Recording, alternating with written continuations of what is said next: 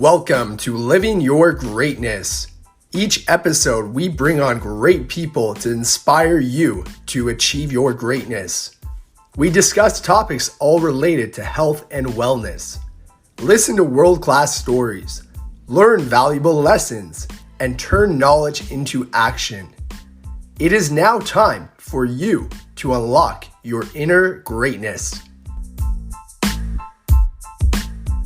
Welcome back, everyone, to another episode of Living Your Greatness. This is your host, Ben Mummy, and today we have a new guest to the show, and his name is Jesse Day. For those of you who don't know Jesse, he is a video producer and a writer with a focus on commodities and natural resources. Jesse's vision for commodity culture is to provide education to anyone interested in exploring the delicate balance of commodities and the vital role they play in our economy and our lives.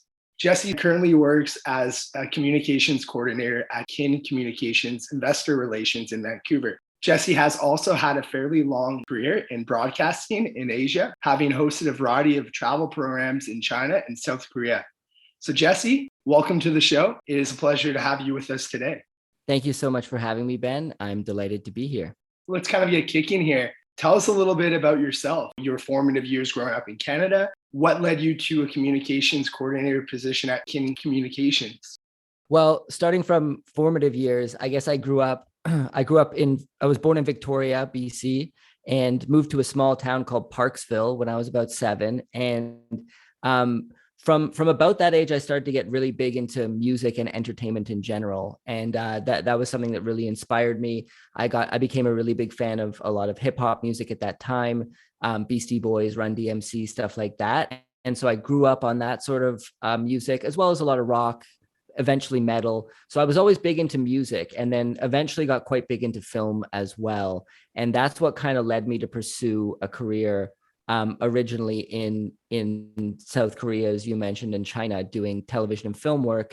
And that was definitely influenced by those years, growing up. And I've also done hip hop music and some other things as well.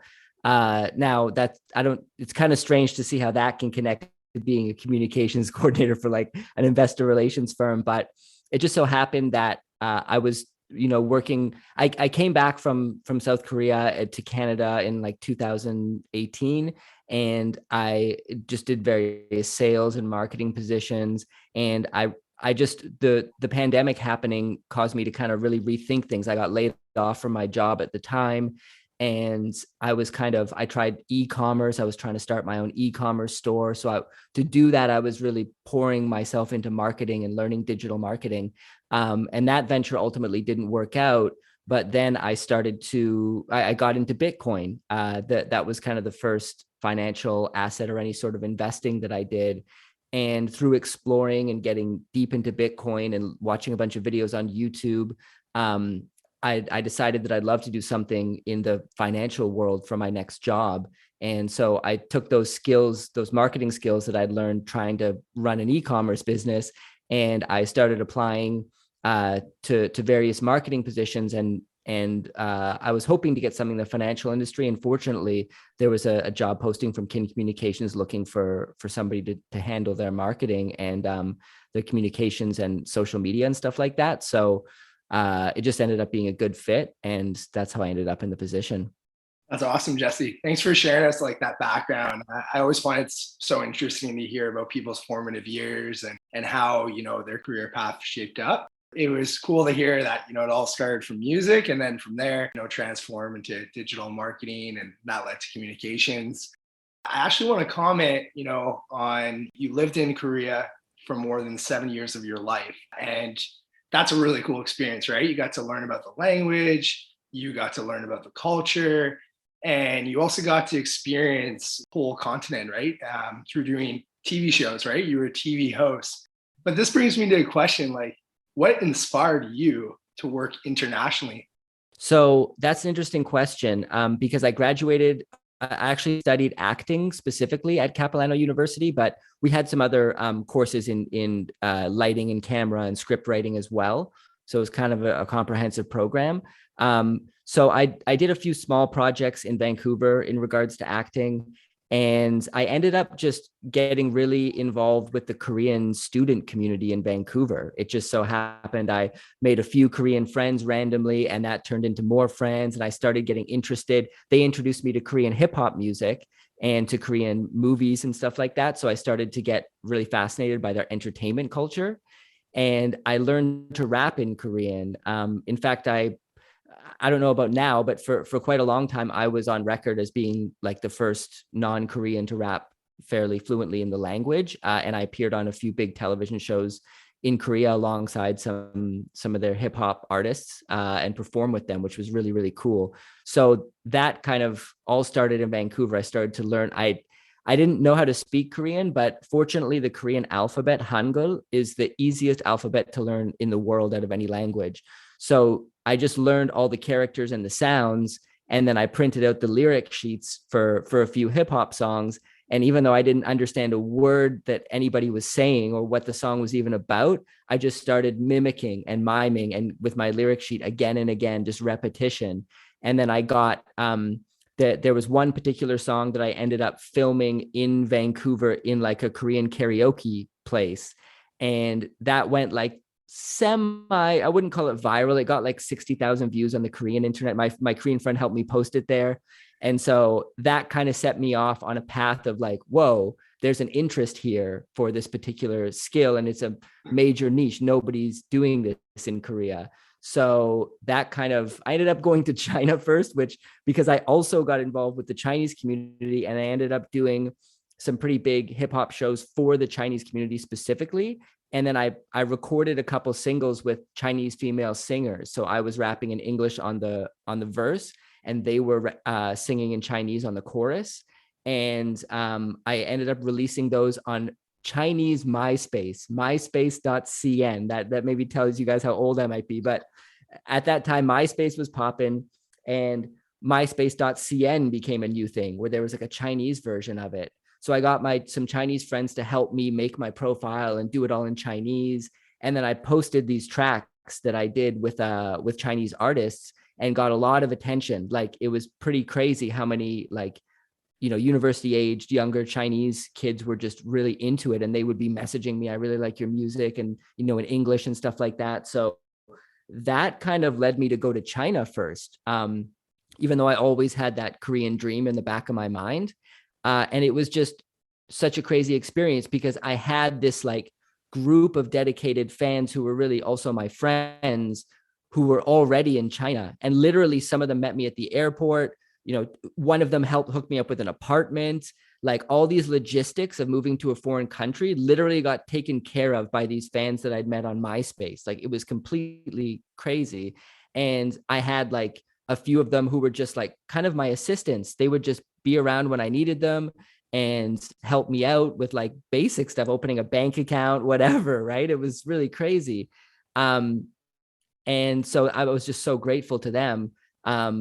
In a way, it might have held back my Chinese a bit because wasn't in that survival mode, but I did end up starting to learn some Chinese and learn to rap in Chinese a little bit as well. And I did quite a few shows in China. China was more of like a hip hop career for me than although I did some pretty major, at least for me, travel shows there too. Performing was like the main way that I made my living there. But in China, it's a different scene when you're talking hip hop, because the majority at that time, this was like 2008, the majority of people didn't know much about hip hop there. It wasn't a big thing. You had a few big artists. You had Eminem, Kanye West, Flo Rida. There was a very small handful of artists that people knew about. So it was performing something that would be considered sacrilegious in North America. My job was to perform cover songs in hip hop. I would sneak in my own songs here and there, but it was kind of the wild, wild west, because show promoters would just hire me and then say, "Kay, just go on stage and do your thing." And I found out through experience that when I performed my own original material and nobody knew what the songs were, it was like, it just didn't work out. The crowd reaction wasn't there. So I realized, okay, I got to do some songs these people know. And so I started performing Eminem, Flo Rida, and these different tracks. And then I would slip in appropriately appropriate tracks, because I had some tracks that were more mellow, some that were more of a club vibe. So I would slip in my club vibe tracks, just like one or two spaced out in the middle. And that I noticed that would keep people on the dance floor, keep them going, right? As long as I could then go back to something that they knew. So it was kind of the school of hard knocks in that sense. And I ended up just basically running out of money and opportunities. Maybe not opportunities, but I just ended up being reckless. I was a young guy. I was partying way more than I needed to be and trying to live that lifestyle. And I ended up basically kind of going broke. And this one deal just went bad. I was hired to MC regularly at a club in Shanghai, but I was living in Beijing. And they were like, it's cool. And this was like right when I was going totally broke. And I was like, okay, good. They're like, okay, we're going to pay you a monthly salary. We're going to give you an apartment. You're going to come over here. But it just ended up being so shady. I think the guy who ran the whole operation ended up getting arrested. He was like a gangster or something like that. But I just got such shady vibes from that whole situation. And it really didn't feel like it was going to be what they told me it was going to be. So I was just like, I'm out, and the feeling was kind of mutual because they could sense it from me too. So they got me a ticket back to Beijing. And then I was like, basically with the last money I had, I had some friends in Korea, and I actually got contacted while this was all going on. I got contacted by one of the biggest TV shows in Korea. They saw my video that was posted on the Korean internet like 8 months earlier, but they just never come across it. So one of their writers came across it, and then they contacted me and said, we'd like you to come audition for the show. So I thought, okay, well, it's kind of like, here's a sign that maybe Korea is where things need to be. So then I went to Korea from there, and that's kind of how I started my journey. Pretty long story, but that's how I ended up in Korea. It's definitely a story that needed to be told, right? So thanks for sharing all that, because you and I connected over Twitter, probably about a year ago. And then as I was preparing for this interview, I sort of see, oh my God, Jesse has like 76.4K here following, but okay, what was he doing? And I started to check it out, and I saw, oh wow, he was doing some hip hop and a little bit of rap, and he had different culture type of music mixed in, and so I was kind of fascinated. It's not something that you see every day, right? So kind of like you said, right? You had mentioned that it was unique and it was a niche that you took that opportunity to experience. So thanks for sharing the highs and the lows of that. And I do think too that, it sounds like it must have been meant to be, for that new opportunity. How were you successful at growing and maintaining such a large audience? Do you think it was because you knew how to give the audience what they wanted? I think there was definitely a lot of experimentation. I think, a lot of the key to finding the right message that's going to reach the right people is failing a bunch of times. And I tried a lot of different ways and a lot of different approaches. When it came to Korea specifically, the thing that really made me turn the corner was that I started doing my own YouTube show, which was challenging spicy food. So I would go around challenging the spiciest food in the country. The show was in Korean. So I was a Canadian guy speaking Korean, and I would wear a Bruce Lee Game of Death jumpsuit, the yellow jumpsuit. And I would go to like the spiciest restaurants there were and just challenge the food there and see how I could do. And that went from like me alone in my apartment ordering takein and just filming myself sitting at a table with a cheap camera to having a crew and to having some celebrity guests eventually when it got near to the end of my run on that particular show. So that just ended up being kind of the right, because the hip hop thing, the rapping in Korean, I quickly discovered. I had all these dreams of like, oh, I'm going to become a hip hop artist in Korea. Like I'm going to release albums and I'm going to like do shows with all these famous artists. But a Canadian dude rapping in Korean is more of a novelty than it is like a sustainable thing, which I quickly discovered. People love it. They're hype about it.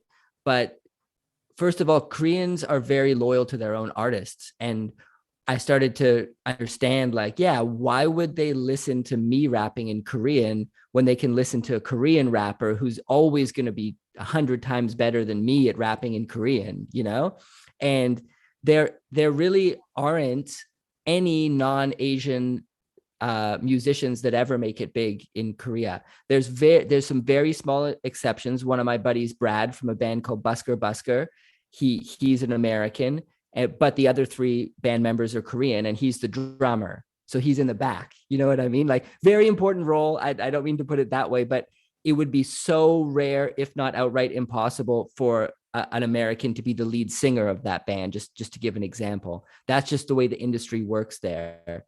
When it comes to, there's a very small pocket of kind of foreigner celebrities, quote unquote, but they can have a very tough time on it, and their popularity can change like the weather. You know, what 1 minute you're the favorite foreign guy, and then the next nobody really cares about you, and there's somebody new. So I just realized, like, trying to be the famous musician guy was not going to be possible, nor would it be sustainable, even if I got a little bit of that attention. So that's when I kind of came up with the concept of the YouTube show. That way I could kind of control everything and gain a viewership online. And it just ended up taking off. So that helped me out a lot. That's awesome, Jesse. It definitely showcases here, you know, from some stuff that you've shared with us, that you are a very creative person, right? And I know you're actually passionate about building brand awareness, whether it's your own brand or even someone else's brand, which is what you're doing essentially now, right? Can you share with us, you know, a couple professional projects that you are most proud of? So I would definitely say that the documentary project I'm doing now, Commodity Culture, is definitely up there because it was such a departure from anything I'd done before. And it kind of just reflected where my life ended up coming to, which was to have a passion for commodities and natural resources. It was uncharted territory for me, but I was able to navigate it and turn it into something that's been fairly successful. So that's definitely a big one for me. And I mean, all the work that I do for our clients at Kin Communications, I make a lot of video content for both Kin itself and for our individual clients. I do a lot of graphic design as well, and I build landing pages and do marketing campaigns too. So that is definitely very satisfying for me to be able to provide value to those companies as well. Yeah, so let's kind of go there. Let's talk about, you know, commodity culture, because it's been interesting to see you shift from that entertainment focusing on humor and creativity, and Yeah. now going to entertainment that is more helping people in terms of understanding what's going on right now in such a specific niche in terms of natural resources and commodities. You know, educating them about some of these topics might be able to change their life financially, right? And getting more financially, free. I understand that your channel creates videos that explore the culture and the history of commodities and natural resources. But I want to know, how did you discover this sector and what motivated you to start this brand? So I think what made me discover the sector was first and foremost silver and uranium, because I started my journey in investing in the financial world with Bitcoin. And that kind of naturally led me to silver, because silver is kind of a similar asset in some ways, you know, a decentralized currency that's outside of any third-party control, that is fungible, divisible, portable, all of these kind of things. It's almost like silver and gold to me are almost kind of like physical cryptocurrencies. And the only reason I see it that way is because I started with Bitcoin, right? So a lot of people start with precious metals, and some people will say, oh, Bitcoin's like a digital gold or whatever. But for me, it kind of went the opposite way. So silver, I was just so fascinated by silver on some kind of primal level. Once I started watching videos about people showing their silver stacks and discussing silver and the history of it and everything like that, I just started to become so intrigued, and I was like, well, maybe I'm going to buy silver at some point now. And so I did start buying some physical silver, and then just holding that in my hand, it just brings out something primal. I don't know what it is. It's like maybe because of humanity's, like the long history of silver being used as money throughout human civilization. I think in some ways humans are hardwired psychologically to see silver as something valuable, right? It's almost like an evolutionary psychology in a way. And then that led me into just going down the rabbit hole on YouTube and watching some random uranium videos. And then I started to become really interested in uranium and the story behind that. And so that's what ultimately, and when I started getting into uranium, I started thinking like, at some point, maybe I want to do something about uranium, like something creative. So the seed was kind of planted once I got into it. And I noticed that, well, there's a lot of financial and investing specific information out there when it comes to uranium and silver and commodities and stuff. There's not a lot of more just broadly educational content about the history and the science and culture and all that sort of stuff. So I realized, like, for your average person who suddenly comes across like a, Justin Huhn Uranium Insider video, they're not going to understand what's going on, or a Rick Rule video, right? Like, they're discussing these deep level concepts using financial terminology. So I just thought, first of all, the story of commodities and natural resources is so interesting. And my channel is focused on finance, but it's kind of to make people just understand that every single thing we have around us, like every single thing you have around you right now in the room you're in, everything, this computer we're communicating on, this microphone in front of me, it all basically came out of the ground in one way or the other. And that's just a concept that most people can't really wrap their heads around. They don't think about it. They just go about their daily lives living in this miraculous world in which the kings and queens of ancient eras would have given everything to be able to experience, right? And the technology, how it's advanced, and how commodities and resources have kind of shaped our modern civilization. I just felt that was something really important to explain to people and to hopefully educate people on. And then if people want to take that to a place where they're interested in investing or taking on the financial side of things, then, that's a journey they can take. But my goal is to kind of bring them up to speed on the broader overview of these particular resources. Yeah, no, I definitely admire, that I guess reason, or that kind of why for you to want to educate. Like I found when I came across the precious metals as well as natural resources sector, just how fascinating it is that, the car that we drive, or just everything, right? Kind of like you were saying, right? When it comes to computers or phones, right? How everything comes from our natural resources, right? And how there's so much future plans too now, with silver and uranium and copper, and how that's going to play into some of our, environment impact. So I actually want to pinpoint uranium. It's attracted such a large audience and has performed so well in the last year. As you mentioned, that's one of your documentaries that you are most proud of. And I believe it's called Uranium Mining, History and Science, right? So you get a whole picture of uranium. I want to share with people, Sprott Money, who is the most trusted North American precious metals dealer, they actually liked your video so much that they added it to their website. Why do you think Sprott Money chose yours? And if you could share with our audience what exactly it is about. So that was an interesting story because I've always been following Sprott, and obviously Rick Rule, who's somebody who's very knowledgeable about the commodities and natural resources space. He's somebody who I watched a lot of his videos, and that's one of the ways I educated myself. And he worked for Sprott previously. So, and, working for my company now, we work with the junior mining sector. So Eric Sprott's name comes up a lot. So I was also, Sprott was kind of always around when I'm in my company too, because I'm watching, videos from Rick, and I'm hearing about, Sprott, Mr. Sprott's an investor in one of our clients as well. So I'm hearing about that. And it sounds crazy, but I had this premonition when I made the uranium video. I had a vision that I'm going to somehow work with Sprott. And this is before I had contacted them or had anything to do with them directly. I was just thinking maybe this content can be used by them.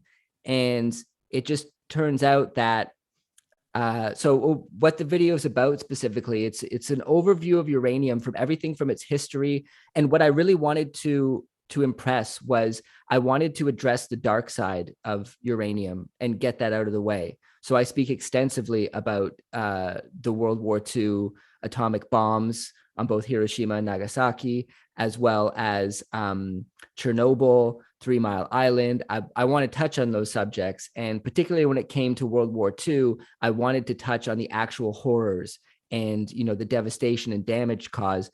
but I also wanted to explain the difference, because a lot of your typical, like the typical person often makes a big connection between nuclear weaponry and nuclear power, when in today's era, there's no connection between the two. They're totally separate.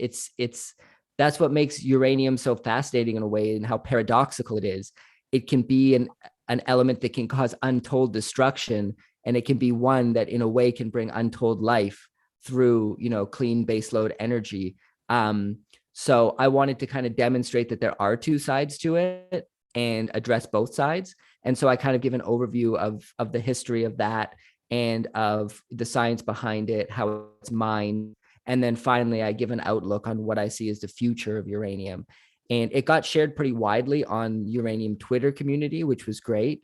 And I actually just got a phone call from Sprott when I was at work. They just called the office and asked for me. And I'm like, yes. They're like, hey, this is so-and-so from Sprott Asset Management. I was like, okay, what's going on here?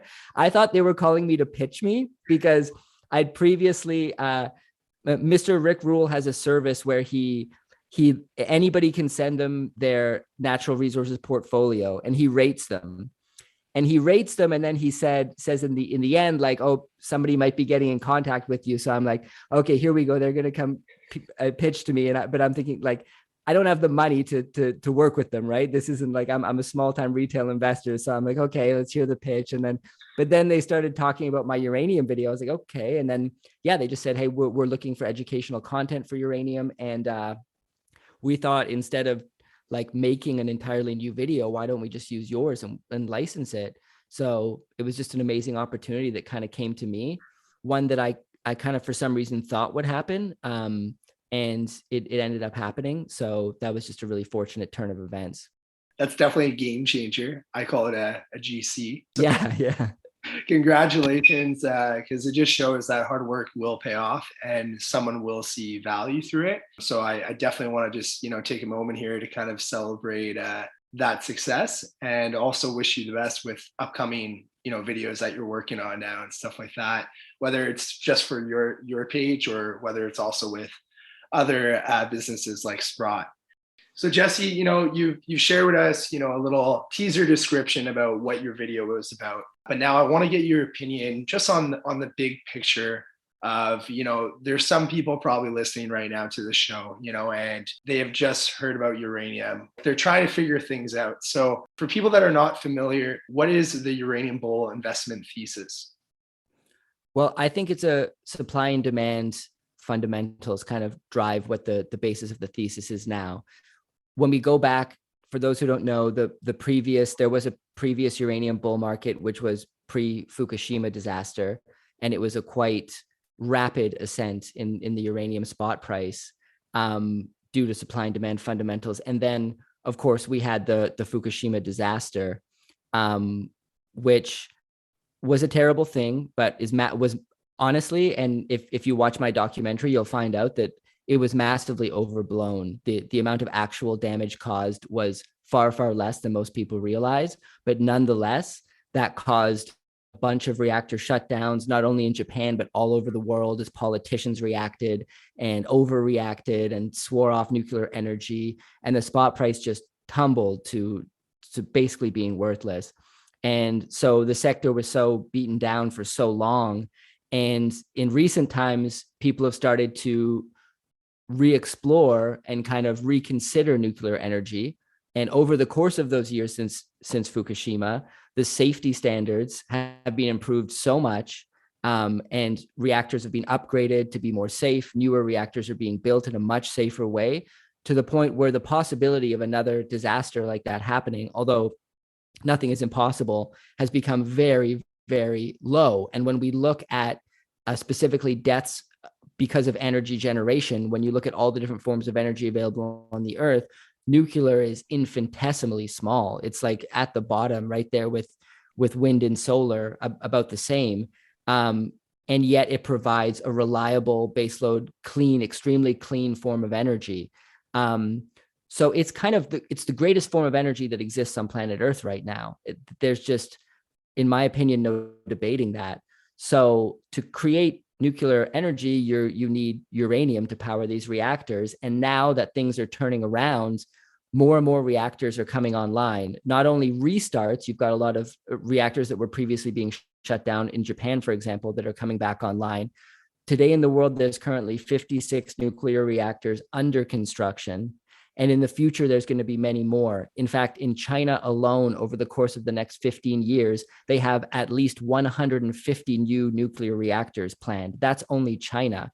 You've got a lot of other countries, UK finally starting to wake up and embrace nuclear and plan to build some reactors. They have, I believe, 2 under construction right now, and I think more planned for the future. I'm currently in the Balkan region in Croatia, and although Croatia itself isn't building any, in this area, around this area, you have some countries that are also starting to kind of dip their toe in the water, so to speak, and to start to talk about building nuclear reactors. And India is doing the same. I mean, the list just goes on. And I just think, as you know, I'm sure when you had Justin Hune on, I'm sure you discussed this, that it's the uranium industry is very opaque. So it's very difficult to find out exactly how many pounds of uranium are out there and versus how much is needed. But it's becoming more and more clear now. And, all of that leftover uranium after that was around after Fukushima has almost all been soaked up. And now you've got vehicles like the Sprott Physical Uranium Trust coming and buying pounds off the open market. Kazatomprom, the world's largest uranium producer, also started purchasing pounds. Yellow Cake PLC is another company that purchases physical uranium. So you've got that element in it as well. I don't think that's the focus. I think a lot of people get distracted by one particular element and they look at it as the kind of the main catalyst, like, oh, it's the restarting the Japanese reactors. That's the catalyst, or it's Sput buying up all these pounds. I think it's like a real combination of things, but driven ultimately by basic supply demand fundamentals. You brought up a lot of good points there, Jesse, but I want to go a little deeper here. What are the most compelling reasons to consider learning before investing in uranium now? Well, learning is essential because, first of all, it's an extremely volatile commodity. So you have to really understand it before you invest in it, because otherwise there's a possibility that you're going to become panicked or suffer some psychological pain as you see large drawdowns. And you'll also get too overly excited when the price goes up. Like, just to give an example, when Sprott Physical Uranium Trust started buying pounds, the price suddenly shot up. And you had all these people going, this is it, we're going to the moon, boys, like, here it goes, like, we're taking off, people just thinking this is just going to keep going up now. And then it dropped down quite a bit, still ended up much higher than it was, but that left a lot of people dejected, disappointed. At the moment we're speaking, the spot price is dropping and equities are not doing so well. So you really need to understand, first of all, it's a long game. So you need to understand the fundamentals before you put your money down, because then you're going to be able to sleep at night and you're going to understand, okay, this is maybe from this point on at the earliest a 2-year journey, and it might end up being longer than that. So that's the main reason why it's really important to learn and understand before investing. All right. And what are the compelling reasons, though, to invest now? Because the best is yet to come. I mean, at the moment, the price does not reflect the reality of our current situation. At the moment, the spot price is lower than the price that it costs these uranium companies to even bring it out of the ground. Like, they can't even start extracting it from the earth at current spot prices because it costs them more.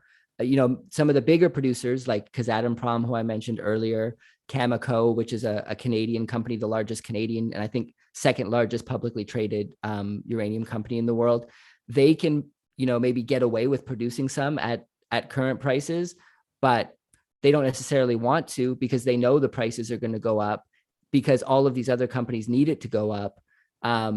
So, in the words of Rick Rule, something that has to go up and can go up will go up. And in this case, the uranium spot price has nowhere to go but up. But I will say, over the long run, we might see another drawdown. Over the long run, it has no choice but to go up. But I will say it's really careful. But people need to be really careful about which specific companies they choose to invest in, right? Like, you can't just look at, it's one thing to believe in and understand the uranium thesis, but there's a very large amount of companies that will never produce a single pound of uranium that are out there right now that are more speculative plays. So I think it requires not only understanding the thesis, but also doing due diligence on the various companies. And if you're new to the sector, there's absolutely nothing wrong with investing in an ETF. In fact, I think that's a really good idea, an exchange traded fund, because you've got HURA in Canada and URNM in the US. So if you're kind of new to the uranium industry and you believe in the thesis, that's probably, again, not financial advice, but that's probably the safest place to put your capital, because they're weighted heavily towards Kazatomprom and Cameco, which are just the two biggest giants in the industry. So assuming the uranium thesis turns out to be correct, those two companies will undoubtedly benefit. It's almost inevitable in that case. Awesome, Jesse. Thanks for sharing your opinion there, as well as, making it clear to people, to do their due diligence and also to know their own risk, that they're comfortable with. Moving away from uranium now and just thinking about, your whole career here, what advice would you give someone wanting to pursue a career in communications or something similar to yours? I would say remain very flexible and remain very open to changing circumstances. Like, I found myself in the position I'm in, not by chance, but because circumstances in life changed and I was able to pivot and readjust. So I used to think, for example, that it was really important to have one main goal in life and to pursue that goal at the cost of everything else. And then eventually you would get there and be successful. That used to be my mentality. But as life shifted and adjusted, sometimes I realized, like, oh, this isn't even really where I want to be. Like, on that path, I feel like it's not really where I want to be going. So I think it's really important to remain open, to be able to pivot and to be able to seize opportunities that maybe you wouldn't be able to see if you were just focused on one particular goal, right? If you remain open-minded and are creative in ways that you can use your skill set, then you'll spot opportunities that most other people won't.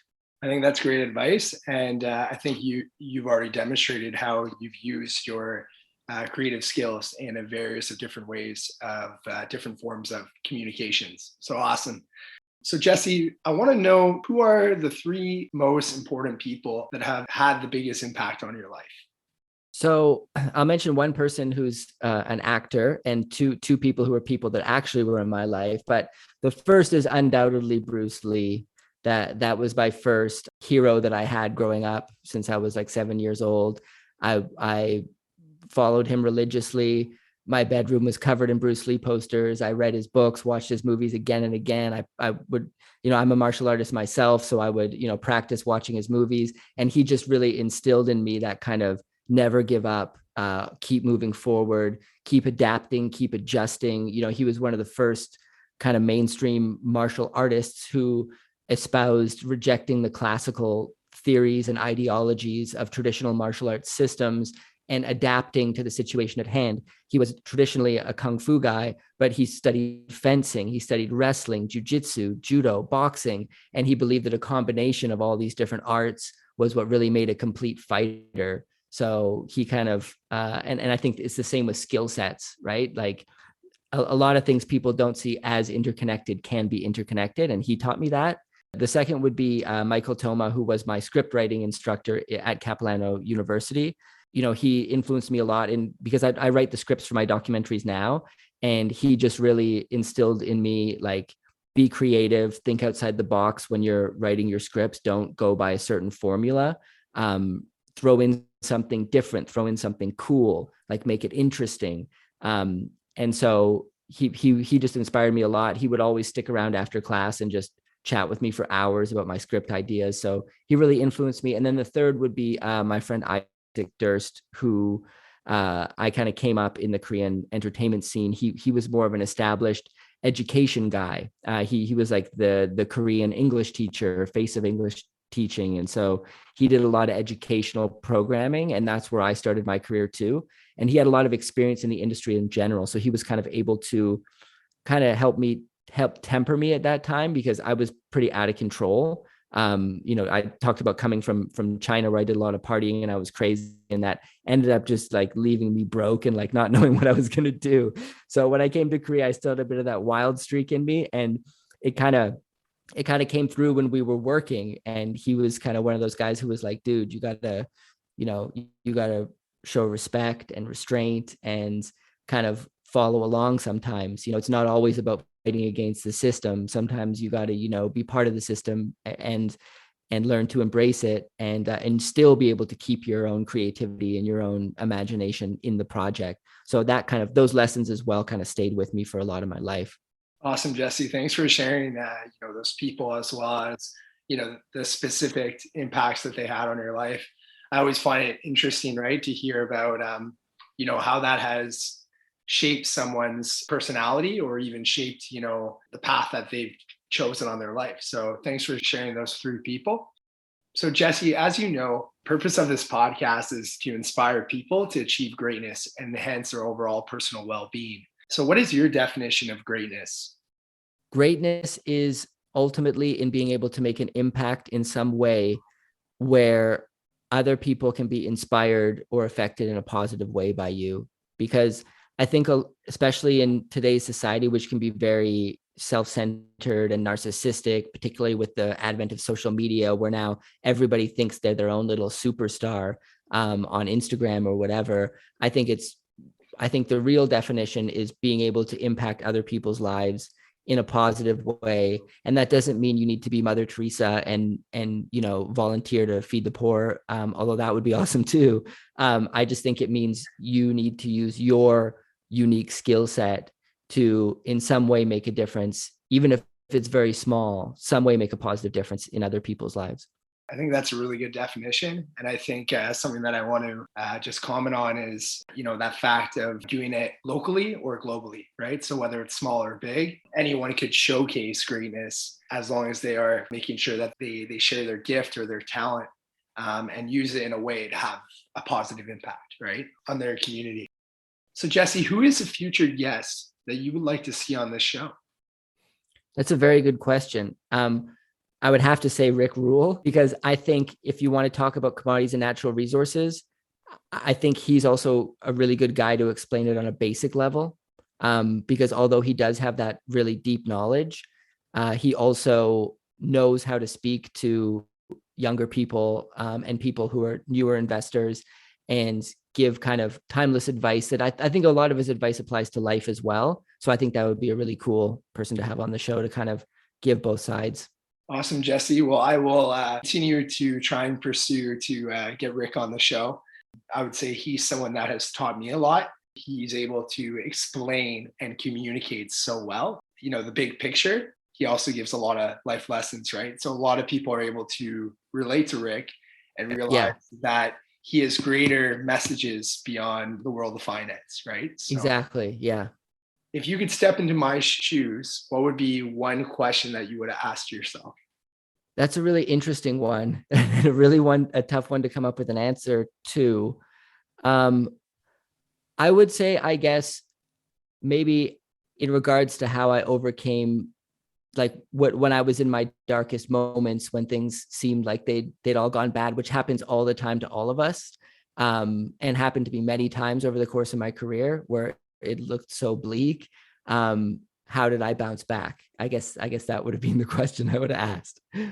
So I guess I would say that failure is an opportunity to learn. It's a really cliched thing to say, but for me, when I disappoint myself or when I'm very disappointed by life, and I kind of take full responsibility for all my own failures, for where I end up, like the situation I was talking about in China, where I literally was going completely broke. I was having to sleep on random people's couches and here I was thinking I was some kind of hip hop star and doing all these shows, but in reality, I was, my lifestyle did not add up to that.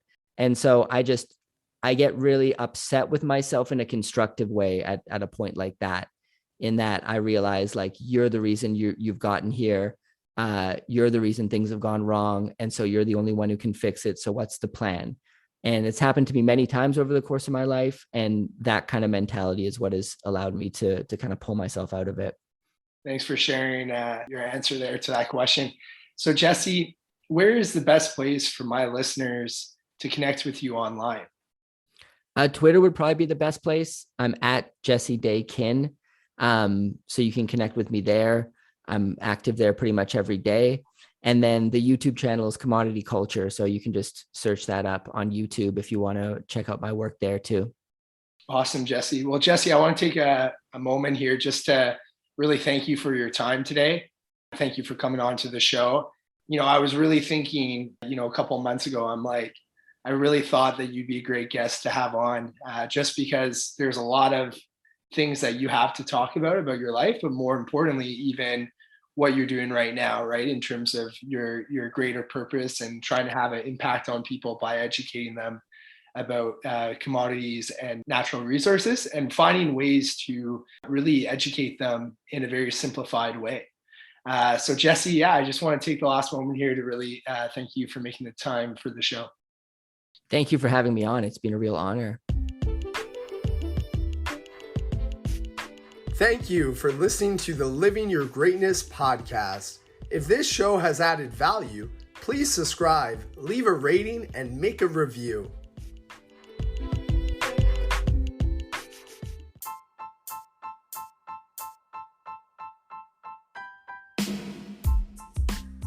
This podcast is for informational purposes only and is not to be considered personal, legal, or investment advice or a recommendation to buy or sell securities or any other product. It is based on opinions, current events, press releases, and interviews, but is not infallible. It may contain errors, and Living Your Greatness offers no inferred or explicit warranty as to the accuracy of the information presented. If personal advice is needed, consult a qualified legal, tax, or investment professional. Do not base any investment decision on the information contained on Living Your Greatness or our videos.